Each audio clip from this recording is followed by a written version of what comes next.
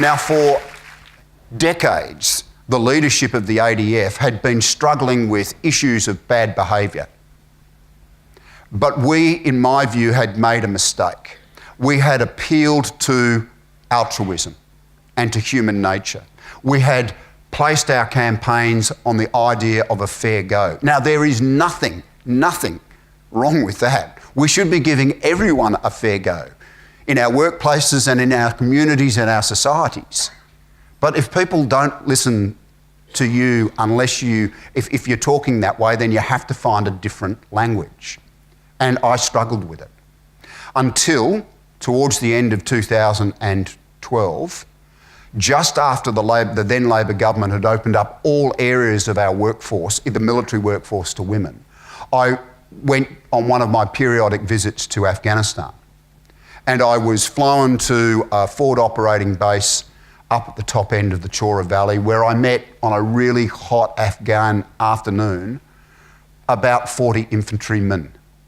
They had been out beyond the wire, they had taken casualties, they had served absolutely very, very courageously and appropriately in the nation's name, doing what they were there to do. But they didn't miss the chance of a visiting Lieutenant General to say, hey, listen, sir, added as an afterthought, how can you, an infantryman, tell us that having women as part of our group would make for a better role for us? And they were asked two questions. Okay, fellas, why are you here? To which the answer was elicited that they were here to protect the Afghan population, 100% of it, to provide a level of security and stability to help the nation get back on its feet. And they'd been doing a stellar job. And then they were asked the second question. Okay, if that's the case, how many women have you spoken to? And of course the answer was 0. I'm not sure the lights came on for them, but it did come on for me as I flew back to our main base at Tarin Kowt. The language, in my view, can't be about being better human beings. It's about capability. And in that regard, I went back to the reading that I'd had from Liz Broderick almost a year before. And stars started to align. If you appeal to men and women who are professional members of a workforce in a way that has them believe that whatever step you are going to take makes for a more capable workforce, you have, in my view, much more of a chance to bring them into your side of the argument than to have them sit on the sideline. As a result, without a doubt, the Army is in a much more capable position than it had been. And I think, again, with a considerable sense of pride, the messages and the lessons that the Army learnt over the last 4 years has ready application to almost every sector of our Australian society and indeed more broadly. So I want to conclude with the way I began, acknowledging that we have as a society an enormous distance to travel, to be truly diverse and to embrace inclusivity. That's why I took on the job of being the chairman of the Diversity Council. I said to the board members, do you really want a 59-year-old Anglo-Saxon male to be the face of the Diversity Council of Australia? And I was exceptionally heartened when they said yes. But we as a society are making abject use of the talent that is within 51% of the population. We are also living in a society and in a world that masks and puts away behind closed doors, away from photographic lenses, the terrible crimes being committed against women and children. And we, as members of a society, this society, need to be doing more about it. And I can only encourage you to do that. I've now said, I think, everything that I want to say, but I was told that there may be questions that people would like to ask, and I think we've probably got about 15 minutes before I have to conclude. So, thank you very much. Thanks, David. That was really fascinating, and we've got a few questions from the audience, I'm sure.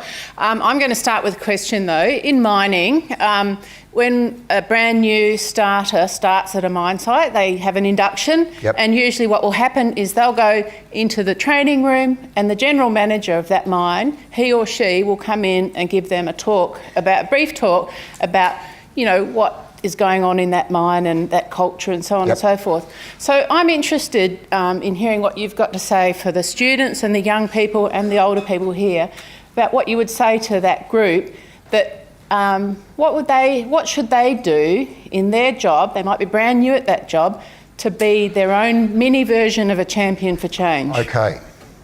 Well, firstly, you know, the fact that a CEO or a manager would stand up in front of a new workforce and say those things is a very good thing, because we are certainly in this audience, even for the youngest members, are probably old enough to remember a time when that didn't happen.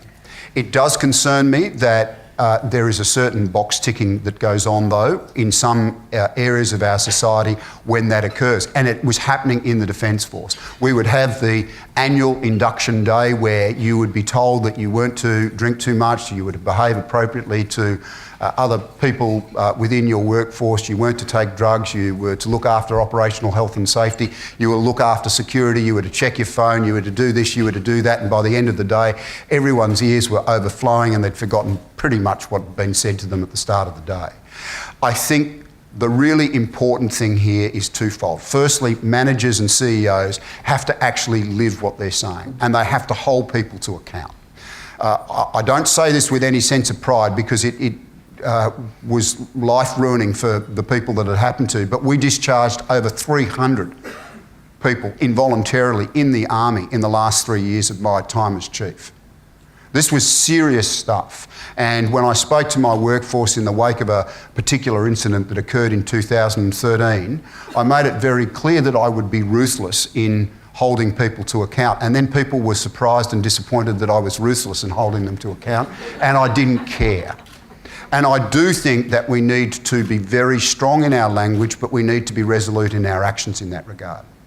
We also need to, as members of a workforce, and this is easy for me to say as a middle-aged Anglo-Saxon male, and all the women in the audience would be very correct in holding me to account, but I'm going to say it anyway. Women need to call out bad behaviour. As I said, it's easy for me to say, and it's much more difficult, particularly if a woman is in a fairly isolated part of Australia or the world, in a male-dominated team where it's relatively small in number, but this is the Army as well as the mining industry. And if you've got CEOs and leaders and worksite leaders who absolutely believe that they're going to be made more capable by allowing everyone to reach their talent and holding people to account for the standards that no one should be allowed to walk past, then the organisation can make, I think, really dramatic changes, which we need to make. And this has to happen not just in the mining industry or the Army, it needs to be happening in schools and in workplaces around our country and in every volunteer organisation as well, because as the Royal Commission into the Treatment of Children has shown, we have been guilty as a society of the most appalling ignorance, self-inflicted ignorance with regard to the treatment of the most vulnerable members of our society, and we should not be proud of that. Yep, thank you. So questions, we've got one over here. Megan McCracken. So I think there's probably a lot of people in the room wanting to know what the secret sauce is to get their boss to go through the same epiphany as you. So what would you recommend to anyone in here who thinks, oh, actually I'd like my boss to go through that epiphany, and what would you recommend that they do? Look, again, it sounds somewhat gratuitous to say this, but I don't actually mean it like that, and I am absolutely certain that this is correct. Men listen more to other men. And the driving force behind the Male Champions of Change, which Liz Broderick set up in 2010, was to meet that need in her view. Now, she has been criticised by a number of women, and she understands that, and I respect their criticism, who say that women are quite strong enough and able to do this for themselves. And I don't disagree with that. Women are incredibly capable and certainly strong enough to do it. But the fact remains, I think, that women's progress through the last 2 centuries has been pretty ad hoc. And it's tended to move in leaps and bounds, but large periods of stasis in between. And I think that the male champions of change is a way of breaking through this. When you get someone like a David Morrison or a David Thodey or an Alan Joyce or Stephen Fitzgerald or a Gary Wingrove or, Greg Lillyman from Rio Tinto, standing up in a room of men and saying, look, this is the experience I've gone through, and fellas, it isn't about the fair go, it isn't about altruism, it's about being more capable in your profession, and if you're not competing for these women, I'll take them every single day. It tends to electrify men's attention. And I think that we're seeing the expansion of the Male Champions of Change program now into the construction industry, into the mining industry, certainly into male-dominated sports now in Australia, and I can only applaud the initiative because I think that this is no longer a feminist issue, it's a societal issue. If we're not making the use of the talent that is on offer, what is going to happen in a world with some of the challenges that we've got? And let's face it, the world that we've got at the moment was created largely by men, and it isn't in great shape. So I don't think that it's inappropriate or inappropriate to say we might try another approach here. Another question? I'm Sarah Ferrari from Rio Tinto. I just wanted to say firstly, congratulations on your recent appointment with the Diversity Council. Thank you very much. My question is, what advice did you receive that has had the most positive impact on the way you've led a diverse team? It actually happened, Sarah, about 30 years before I had my Saul on the road to Damascus moment, which changed my views about so many things. But when I had that moment of epiphany, I thought back to something that I had been told when I was a very young officer, and it shaped my life as well. I had not come into the army with a particular desire to serve for a very long time. In fact, I joined because I was broke at the end of university, and I thought I'd spend a couple of years, get a bit of money and go and join Rio Tinto. But I didn't.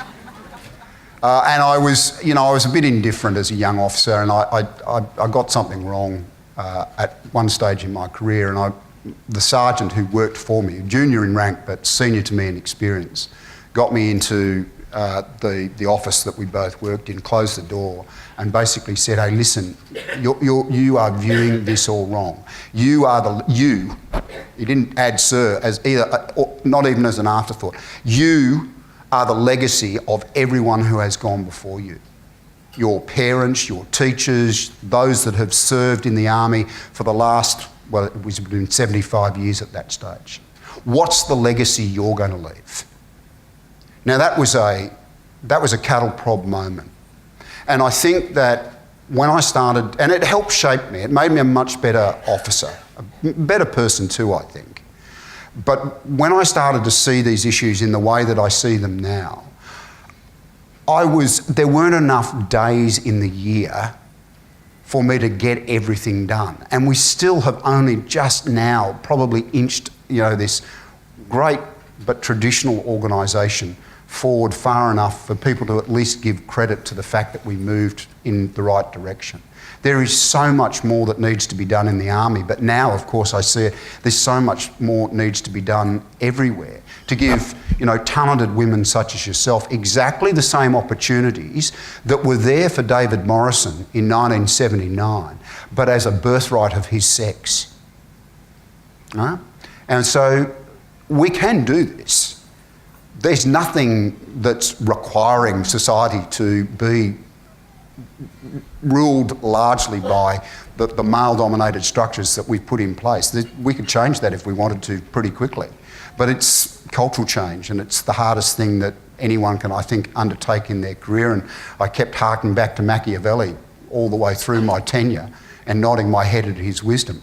But I think that there were less members of the status quo by the time I'd left than there were at the start.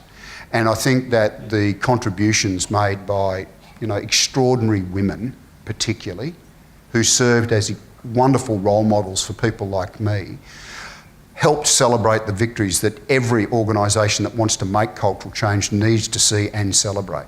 So you need to find moments where someone has achieved despite the barriers that have been placed in their way, and you need to highlight that because it gives great encouragement to everybody else. But, that's probably the best way I can answer the question. And again, to acknowledge that while, I do sound wise when I talk to you all, but I know that I just sound wise. I've got to tell you, we got nowhere near where we should have been, even with, a modicum of buy-in from me and everybody else. We got nowhere near it. We've got a long way to go. It's just that I think we've probably got less far to go than perhaps other areas of Australia's workplace. Next question. Right in the... Me?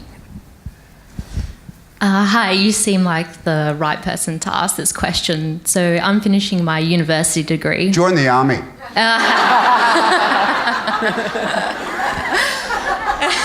Next question. One of the last units I had to do was about workplace ethics. Yep. And the culture within a workplace.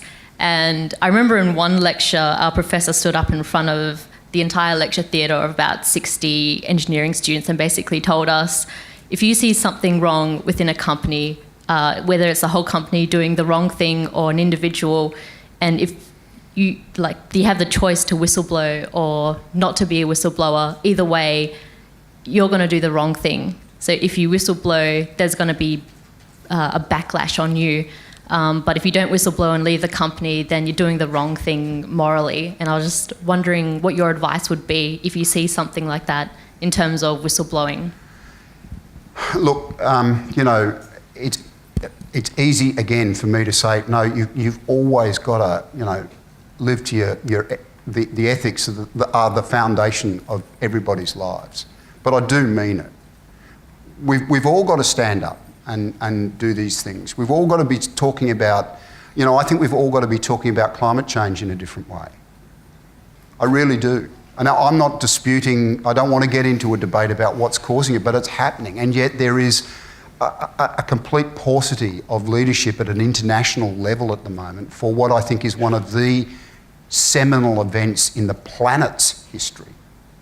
Now, I think in this instant, I would not have answered the question the way, or made the point the way that particular man did. I would have said it takes a great deal of courage, and sometimes you've got to draw deep on that well of courage. And sometimes, inevitably, given human nature, there are consequences to taking that courage and then having the commitment to say what you need to say. But we've all got to live with ourselves. Socrates was right that a life unexamined is not worth leading. And I would have said, have the courage of your convictions because you are a better person for having done that. And if there are professional consequences, there are now many professional bodies that will support you if you were to be held unfairly to account. Again, easy for me to say. But I have lived in the public glare, and I don't think that I have been less than forthright with the Australian community about where the army needed to change, and I've certainly had many critics as I've done that, but I have always felt that I was doing the right thing, and I still feel that, taking on a role in the Diversity Council of Australia or joining a domestic violence group as I am, those are the right things for me to do as a member of our community, and I'm going to keep doing them, and I wish you genuinely all the best in your career. You sound to me that you're not going to have any issues here, that well of courage will be drawn on and you'll make the right choice. And congratulations for doing that. I wish you a prosperous professional career, and I wish you a great life.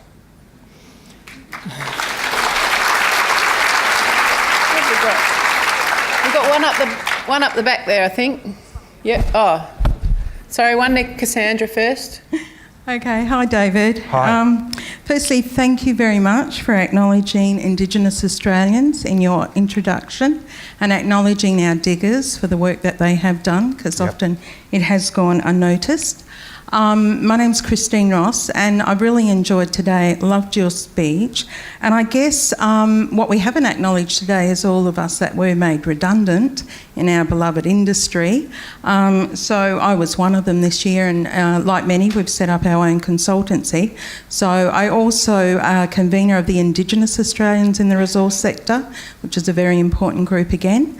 But my question to you is, do you know the statistics? And I know I've had some family members that have been joined the Army.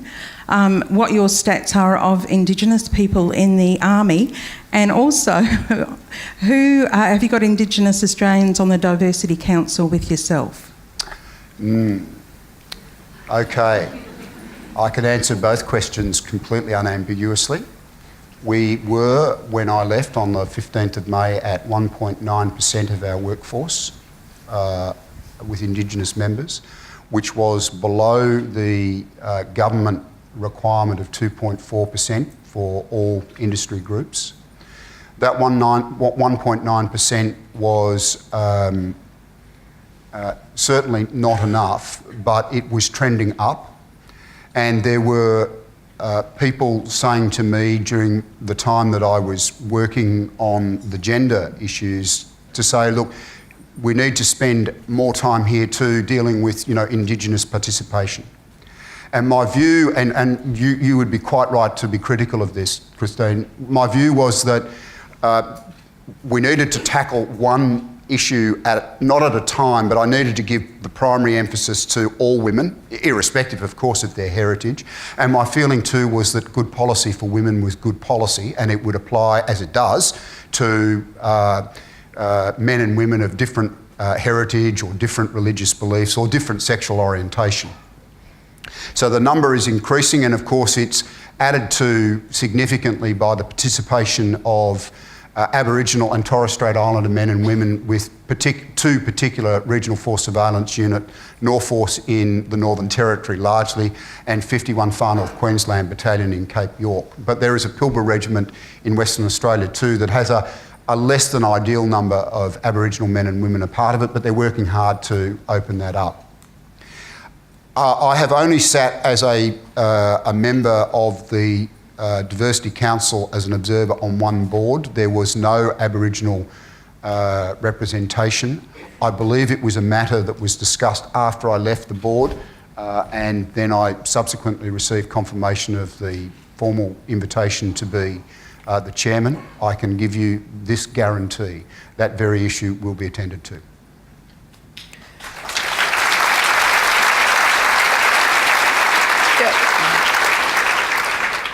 Thanks. One more question up the back there. The question I'd like to ask relates to the Machiavelli quote. Like the suggestion you had for converting people who would prosper, but the second part of that quote refers to lukewarm defenders for those that would prosper under the new regime.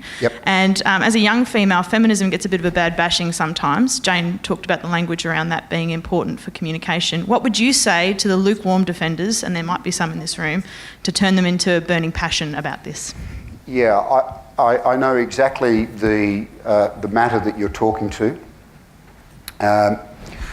In fact, it goes further. There are a group of people, men and women, who sit right in the middle. They're not the sort of arrogant and complacent status quo who are well off under the existing order of things, but they're not willing to commit to changes that are being either dictated or offered by a leader of an organisation. They're the people I refer to as doing things for their reasons, not for yours. And they are the ones that need to be the target primarily of the education campaign that's got to be run to convince them that this is the right step forward. They invariably will sit and wait. Now, I spoke about being extended, but only in passing. I was due to finish my appointment in July of last year, and the Prime Minister asked me to come up and see him in his office, and we just had a private chat that I'm now about to disclose to all of you. Here I'm not making a political statement at all, and I guess I've made a pretty clear comment about the Liberal Party in terms of setting targets for women. But Tony Abbott said, I want you to stay on as the Chief of Army because I know how hard this is, and I am absolutely 100% supportive of the cultural change that you are trying to make. Now, I felt very pleased to hear that from him, and I knew that he had my back, and he did, all the way through. So did every minister that I worked for. Stephen Smith, David Johnson, and of course the current minister as well. But it's that targeted group that are waiting to see if the bloke or the woman is going to leave and we're going to return to the status quo. So I don't want to commit. You have to make sure of your succession plan. And staying on for the extra year, I think, did a huge amount because there was a group of men largely. There were some women, interestingly, and I know we're pressing for time, but I might make reference to that just in closing, who were probably waiting to see Morrison off the reservation. And then I was extended for a year, and I think they felt that their options were declining. You saw some of them off the reservation. Sorry? You saw them off the reservation. I saw some of them off the reservation. But the succession plan by that stage was well and truly locked in, and Lieutenant General Angus Campbell, who was my deputy for the 2 most tumultuous years in the 4-year journey that I was on, and who was absolutely essential in the work that Army did to change its culture and its approach to these issues, is now the Chief of Army and has been as unequivocal as me in committing to these changes. So, look, you have to find the right succession. CEOs need to do it, general managers need to do it, heads of public service need to do it.